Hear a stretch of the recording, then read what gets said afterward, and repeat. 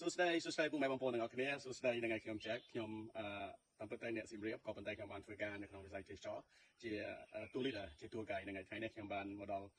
ជួបក្នុងប្រវែងនៅថ្ងៃដើម្បីធ្វើការបោះតង់ជាមួយនឹងធម្មជាតិរយៈពេល2ថ្ងៃ2យប់នៅថ្ងៃហើយ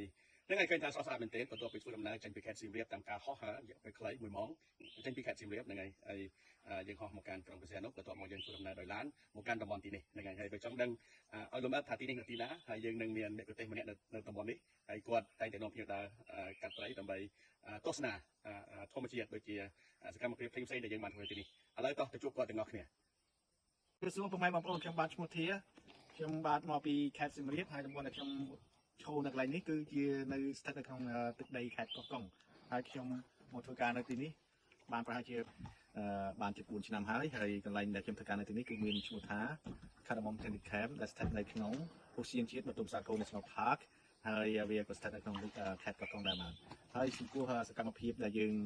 មានសកម្មភាពមានដូចជាយើងអុំកាយ៉ាក់តាមស្ទឹងដែលស្ទឹងមានឈ្មោះថាស្ទឹងព្រែកតាច័ន្ទយើងអុំកាយ៉ាក់ប្រហែលជា1ម៉ោង20នាទីបន្ទាប់មកយើងដើរក្នុងព្រៃហើយក៏យើងព្យាយាមរកសត្វព្រៃឲ្យព្យាមើលជាធម្មតាពេលដែលអុំកាយ៉ាក់យើងអាចរកឃើញសត្វទោចសត្វស្វាក្តាមសត្វកេងកងសត្វពិក្រក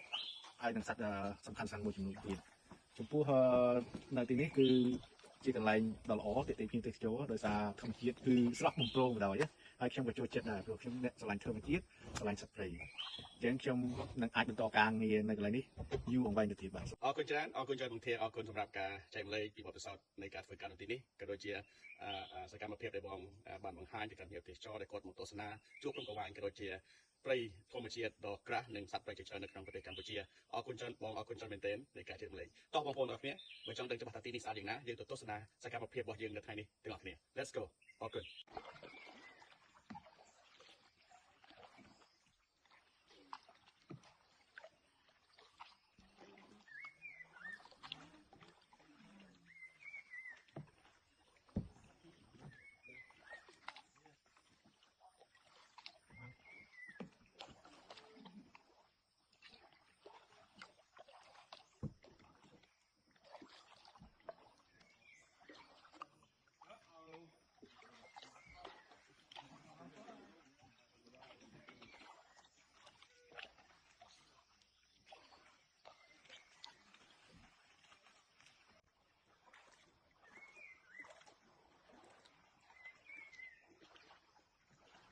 Are you going back?